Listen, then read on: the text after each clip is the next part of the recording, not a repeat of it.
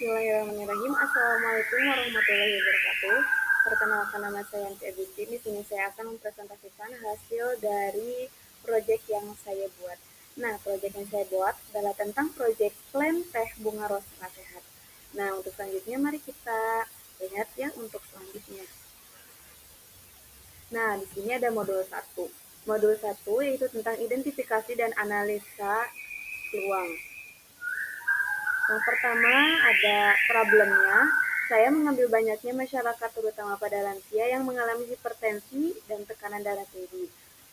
Possibility solution-nya, yang pertama ada edukasi digital, kemudian ada konsumsi rutin teh bunga rosella 1-2 kali per hari. Nah, untuk marketability-nya, dua-duanya masyarakat menyetujui, dan juga untuk ide strateginya, ada dua. Yang pertama, didukung dengan edukasi digital dan bisa dikonsumsi rutin secara aman di rumah. Yang kedua, produk teh bunga rosella alami untuk membantu menurunkan tekanan darah. Nah, untuk SCA atau unggulan, ada 3 ya. Yang pertama ada produk herbal alami dengan efek seperti ACE inhibitor. Yang kedua, ramah lansia, mudah diseduh dan diminum. Yang ketiga, dibuktikan oleh penelitian ilmiah.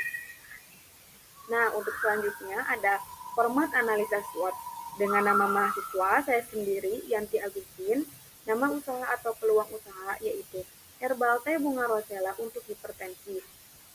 Produk yang ditawarkan adalah edukasi gaya hidup sehat penderita hipertensi dan teh bunga rosella. Nah, untuk selanjutnya ada strength. Nah, teh bunga rosella terbukti bisa menurunkan tekanan darah tinggi. Kemudian bahan alami dan aman dikonsumsi jangka panjang, mudah diproses dikemas, harga terjangkau dibanding obat kimia, dan edukasi bisa dilakukan digital. Untuk weakness-nya, ada 5. Yang pertama ada perlu konsumsi rutin agar hasil maksimal. Belum semua masyarakat kenal dengan bunga rosella sebagai terapi hipertensi. Kemudian ada rasa asam mungkin tidak disukai sebagian konsumen. Tidak cocok untuk penderita dengan tekanan darah terlalu rendah. Kemudian ada efek lebih lambat dibanding obat medis.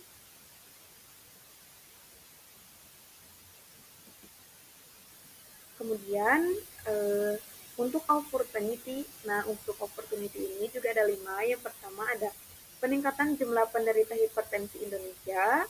Kemudian ada minat masyarakat terhadap produk herbal meningkat.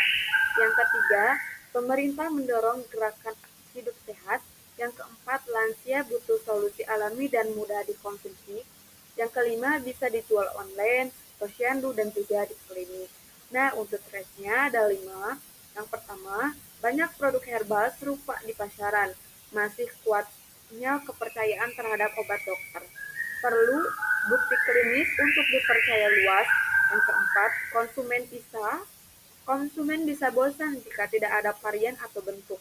Dan juga yang kelima, jika tidak diedukasi, konsumen tidak disiplin untuk mengkonsumsinya. Begitu teman-teman. Nah, jadi untuk kesimpulan dari analisa SWOT itu, yang pertama, yang ada itu di kuadran pertama, yaitu tentang growth stanger, di mana produk teh rosella herbal untuk hipertensi memiliki banyak kekuatan seperti strength, ya tadi, seperti keamanan konsumsi jangka panjang, harga terjangkau, serta bahan baku mudah untuk diperoleh. Begitu. Nah, untuk strategi yang akan diambil, yang pertama, ada edukasi konsumen secara digital. Yang kedua, inovasi produk. Yang ketiga, ada kolaborasi penjual dan distribusi. Yang keempat, ada kolaborasi antara penjual dan distributor. Lalu ada sertifikasi uji produk, dan juga ada fokus pada segmentasi pasar lansia dan dewasa aktif. Begitu ya teman-teman. Kemudian untuk yang selanjutnya ada modul 2, yaitu tentang business model Canva Lean Canvas. Gitu. Nah, yang pertama ada key partner. Ada 5. Yang pertama ada petani lokal penghasil rosella. Yang kedua, klinik posyandu apotek lokal. Yang ketiga, marketplace seperti Shopee dan juga Tokopedia. Yang keempat, ada influencer herbal dan edukasi. Yang kelima, ada tenaga kesehatan seperti perawat dan ahli gizi. Nah, untuk selanjutnya ada key activities. Ada berapa ya di sini teman-teman? Yang pertama, produksi dan pengemasan teh rosella. Yang kedua, ada edukasi digital seperti hipertensi. Yang ketiga, ada pengelolaan sosial media dan marketplace. Yang keempat, ada distribusi produk. Selanjutnya ada produk, uji produk, dan testimoni pelanggan. Itu sangat penting ya teman-teman. Kemudian ada key resources-nya. Yang pertama, bunga rosella kering berkualitas, SDM produksi desain pemasaran, lalu ada alat produksi timbangan seperti seller dan laptop. Kemudian ada platform digital seperti IG atau Instagram, pasti semua juga punya yang memiliki akun Instagram, Shopee, dan juga TikTok. Untuk selanjutnya ada modal produksi awal. Nah, untuk selanjutnya ada value value proposition gitu ya, agak susah ya untuk dibacakan ya. Nah, itu adalah keunggulan produk.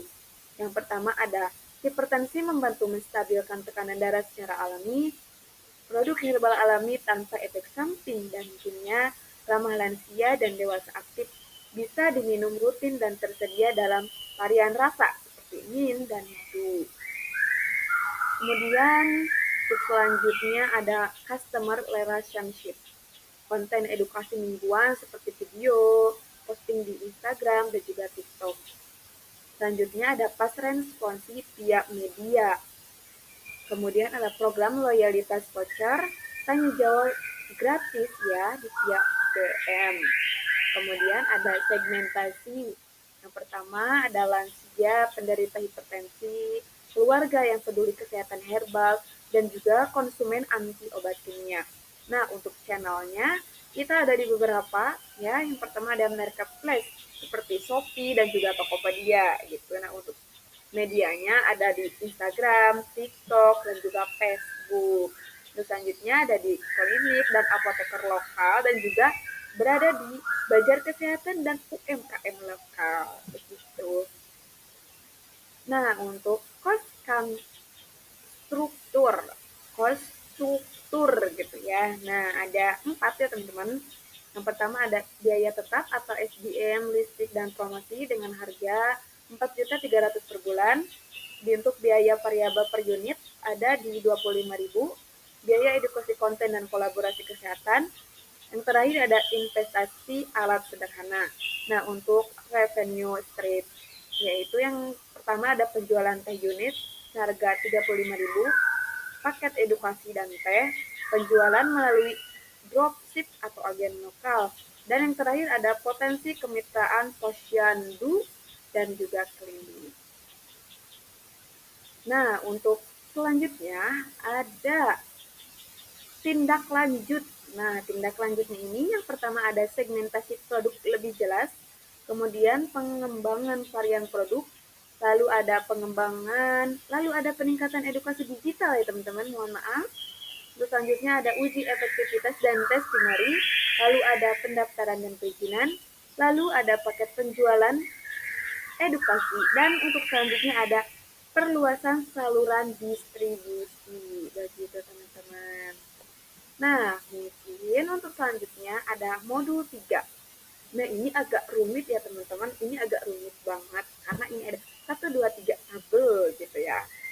Nah, yang pertama ada format production plan. Dengan kategori bahan baku, yang pertama bahan baku utamanya adalah bunga rosella kering. Kemudian untuk spesifikasinya bunga rosella kering tanpa tungkai. Jumlahnya 100 gram kali 50 sama dengan 500 gram. Berarti kita mau menjual 50 itu harus dapat 5 kilo teh tersebut. Dengan biaya 25.000. 25.000 per piecesnya. Berarti 25.000 dikali 50 pieces dengan harga 1.250.000. Nah, untuk yang kedua ada bahan baku utama kedua, yaitu toples plastik 15 kali 15. Nah, untuk spesifikasinya toples ukuran 100 gram dengan jumlah 50 pieces biaya satuannya 500. Berarti 500 dikali 50 dengan biaya keseluruhannya adalah 25.000. Untuk yang ketiga yaitu bahan penunjang seperti label begitu ya. Nah, untuk spesifikasinya kertas label, dan logo, kemudian komposisi, cara penggunaan teh. Terus dengan jumlah 50 pieces, biaya satuannya 240. 240 dikali 50, harga seluruhannya 12.000. Kemudian ada kantung kresek 2 pak katanya ya. Di sini dengan jumlahnya 50 pieces. Nah, biaya satuannya 140. 140 dikali 50 pieces dengan harga satuannya adalah 7.000. Jadi, total biaya semuanya adalah 1.294.000. Nah, untuk yang selanjutnya ada identifikasi kebutuhan proses produksi mandiri. Nah, untuk yang pertama ada kategori kebutuhan alat, seperti spesifiknya adalah timbangan digital, kemudian seller, sendok ukur. Nah, jumlahnya itu satu set dengan biaya satuannya 150. Biaya keseluruhannya tetap ya. Kemudian yang kedua ada kebutuhan SDM untuk satu orang, jumlahnya dengan biaya satuannya 100.000 per hari ya untuk digajinya. Kemudian untuk kebutuhan IT-nya seperti laptop untuk desain, label, dan juga pencatatan. Jumlah unitnya satu unit pakai milik sendiri, jadi itu nol ya, nol harga. Gitu. Nah, untuk listrik, kebutuhan lain-lainnya seperti listrik dan juga air, itu biayanya 50.000. Jadi, total biaya keseluruhannya adalah 300.000. Nah, dari tadi semua seperti ada formal production plan dan juga identifikasi kebutuhan proses produksi sendiri. Nah, itu tuh dengan total kebutuhan produksinya 1.294.000 ditambah 300.000 sama dengan kita harus memiliki modal awal 1.504.000. Itu sebanyak 50 pieces dengan berat 100 gram. Gitu ya teman-teman. Jadi kita harus mempunyai modal awal dulu. Nah, untuk selanjutnya ada modul 4, di mana ada Basic of HRD, Human Resource Development. Struktur organisasi. Nah, ada ownernya itu saya sendiri ya teman-teman, adalah Yanti Agustin. Kemudian ada staf produksi Ruby Hartono, kemudian staf desain Lina Marlina, staf distribusi Santi Kurnia, dan juga staf pemasaran yaitu Dede Firmansyah. Nah, untuk pembagian tugasnya Yanti Agustin sebagai owner dan manajer, tugas utamanya yaitu pengawasan keseluruhan usaha dan strategi bisnis, tanggung jawab mengatur keuangan dan perizinan, wewenangnya yaitu membuat keputusan dan strategi usaha. Gitu. Kemudian ada yang kedua Rudi Hartano sebagai staf produksi. Tugas utamanya menimbang, mengemas, dan menyegel teh bunga rosella. Tanggung jawabnya memastikan jumlah dan kualitas produk. Wewenangnya menolak bahan tidak sesuai standar. Kalau yang bahan sudah sesuai standar berarti dibolehkan untuk masuk di konsumsi untuk kita ya. Kemudian ada Lina Marlina yaitu staf desain dan label. Tugas utamanya mendesain dan mengecek label kemasan. Tanggung jawabnya desain label, info produk, cetak, dan tempel. Wewenangnya menentukan layout dan desain kemasan. Selanjutnya ada Santi Kurnia sebagai staf distribusi. Tugas utamanya mengatur mengirim produk dan menyimpan produk. Tanggung jawabnya mengurus pengiriman ke toko atau pelanggan. Wewenangnya menentukan rute dan mitra pengiriman. Selanjutnya ada Dede Firmansyah sebagai staf pemasaran. Tugas utamanya yaitu membuat konten dan kampanye. Tanggung jawabnya promosi IG, Shopee, dan juga edukasi produk. Wewenangnya sebagai akses akun media sosial dan iklan berbayar. Begitu teman-teman ya untuk di modul 4. Nah, mungkin untuk selanjutnya ada monitoring SDM, ada Rudi Hartano sebagai staf produksi, kehadiran 20 dari 22, tugas yang diselesaikan 48 dari 50 tesis, kualitas kerjanya 1-5 dia mendapatkan 4. Lalu sikapnya juga 4, catatannya adalah hasil cukup rapi. Untuk tindak lanjutnya evaluasi mingguan. Untuk Lina Marlina desain dan label 22-22. Berarti itu sudah full, dia tidak keluar, dia tidak libur, tidak cuti, begitu teman-teman. Kemudian tugas diselesaikan 100%. 5 kualitas kerja 5, sikapnya 5, catatannya desain menarik. Selanjutnya ada Santi Kurnia, staf distribusi. Dia hadir 22, tugas diselesaikan semuanya. Untuk kualitas kerja 5 dan sikap 5. Selanjutnya ada Deden, staf pemasaran. Sama ini juga ya, 22. Tugas yang diselesaikan 100%, kualitas kerjanya 5, kemudian sikapnya juga 5. Itu untuk promosi yang menarik ya. Jadi promosi itu harus yang menarik sekali. Nah, untuk keterangannya, kehadiran adalah jumlah hari kerja hadir selama sebulan. Tugas yang diselesaikan adalah jumlah tugas yang diselesaikan dibanding target. Kualitas kerja dan sikap skornya 1-5. 1 buruk, 5 sangat baik. Catatan dan temuan harian. Dari hasil observasi atau laporan, tindak lanjutnya adalah di rekomendasi HRD atau supervisor. Selanjutnya ada pemeliharaan pengembangan SDM, seperti pemeliharaan kegiatannya asuransi kesehatan dasar, tujuannya untuk menjaga kesehatan karyawan, kemudian frekuensinya tahunan, penanggung jawab HRD atau owner. Untuk pemeliharaan, kegiatannya yaitu bonus per batch selesai, tujuannya untuk meningkatkan motivasi produksi tepat waktu. Frekuensinya atau waktunya per batch atau per bulan, penanggung jawabnya HRD. Selanjutnya ada pengembangan.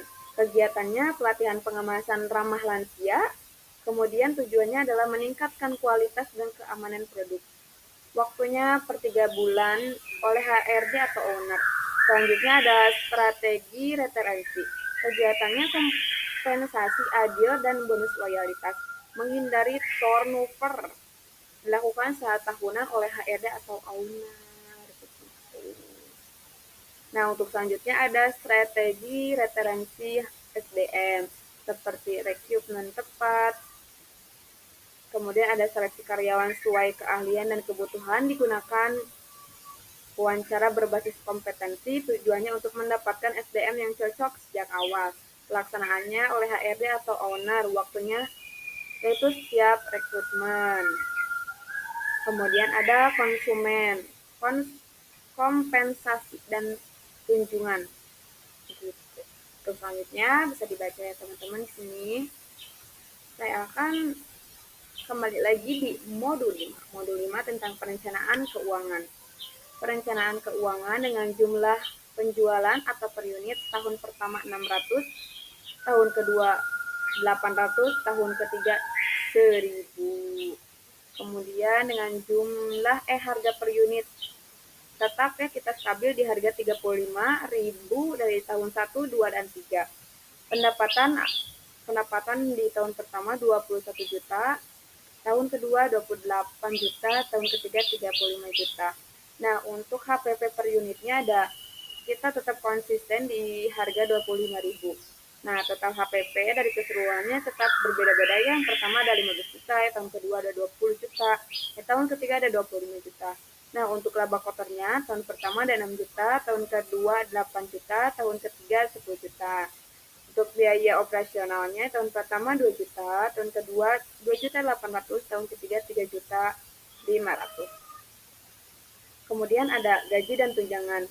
Tahun pertama 1.500.000, tahun kedua naik menjadi 2 juta, tahun ketiga naik jadi 2.500.000. Nah, untuk pemasaran dan promosinya yang tahun pertama 500.000, tahun kedua 800.000, tahun ketiga 1.200.000. Nah, untuk lain-lainnya ada seperti listrik dan air. Tahun pertama 300, tahun kedua 400, tahun ketiga 500. Biaya operasionalnya, total biaya operasional tahun pertama 4.300.000, tahun kedua 6 juta, tahun ketiga 7.700.000. Nah, jadi pajak 20% selama 1, 2, dan 3 tahun itu yang pertama ada 340.000, tahun kedua 400.000, dan tahun ketiga ada 4.600.000. Nah, untuk laba bersihnya tahun pertama 1.360.000, tahun kedua 1.600.000, dan tahun ketiga 1.840.000. Nah, adapun untuk planningnya ya, planning dari 5 tahun ke depan dari 2025 sampai 2029.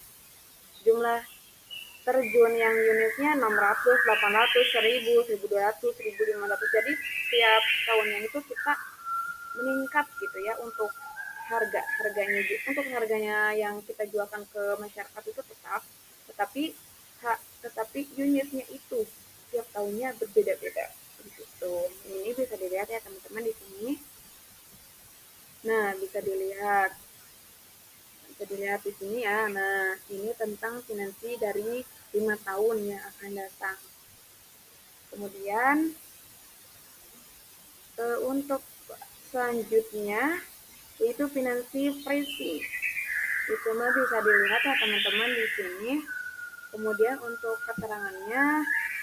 keterangannya dengan target penjualan 500 per unit, 500 unit per bulan gitu maksudnya, dan BEP sebesar 430 unit, maka usaha Teh Bunga Rosella Sehat dinilai layak dan menguntungkan secara finansial. Harga jual masih kompetitif di pasar herbal dengan biaya produksi yang ditekan. Lebih rendah jika skala produksi diperbesar gitu.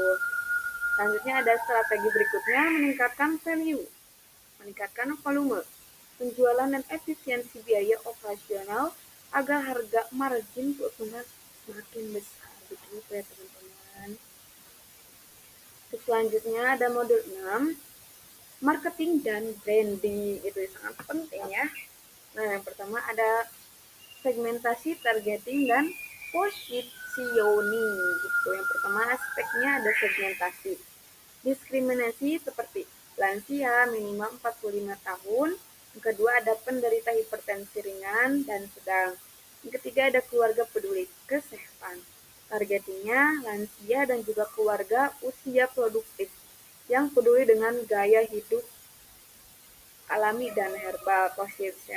Positioning gitu ya. Aduh, maaf, ini agak belepotan gitu ya. Nah, untuk positioningnya Teh Bunga Rasa Alami untuk membantu turunkan tekanan darah secara aman dan aman. Tuh.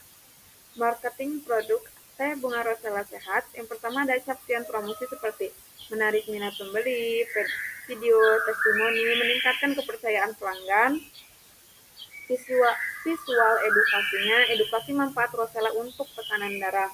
Selanjutnya ada IG story polling seperti interaksi dan feedback langsung.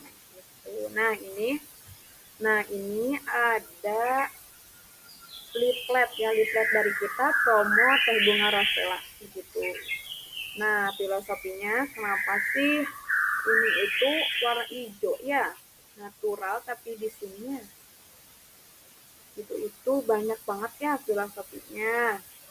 Nah, mungkin untuk warnanya natural dan menenangkan gitu ya, melambangkan menenangkan. Visual umur, nah cangkir, visual utamanya itu cangkir Teh Rosella. Kemudian teks promosi, nah ada diskon 80% untuk menarik pelanggan dari harga 80.000 menjadi 35.000 gitu. Nah di sana juga ada teks ya untuk membuat masyarakat semangat atas supaya bisa menjadi untuk membeli harga produk dari kita. Nah, di sini ada pesan sekarang juga. Nah, ini ada warna hijau-hijau ini, daun-daun, kemudian ini ada nomor telepon, ini nomor ini oke. Ya. Kemudian untuk selanjutnya ini ada rencana kampanye digital sederhana seperti nama brand Teh Bunga Rosella Sehat, Tujuan kampanyenya untuk meningkatkan kesadaran akan manfaat teh bunga rosella untuk hipertensi dan meningkatkan penjualan. Segmentasi dan targetingnya seperti lansia, penderita hipertensi ringan, dan keluarga peduli herbal. Platform digitalnya seperti Instagram, TikTok, Facebook, dan juga Shopee. Konten utama kampanyenya seperti caption promosi, testimoni pelanggan, visual edukasi, polling di Instagram Story. Jadwal posting. Jadwal postingnya 3 kali seminggu, Senin, Rabu, dan Jumat, dengan rotasi konten promosi dan edukasi. Strategi customer care, pas respon via DM, follow up order, apresiasi view positif dengan voucher kecil, kemudian juga indikator keberhasilan seperti peningkatan followers, jumlah interaksi konten, traffic, Shopee, dan peningkatan order bulanan. Nah, untuk simulasi atau review konten, yaitu hempaskan darah tinggimu dengan teh rosella asam segar dan sehat tanpa gula. Dicoba untuk sekarang membelinya. Begitu mungkin ya untuk teman-teman.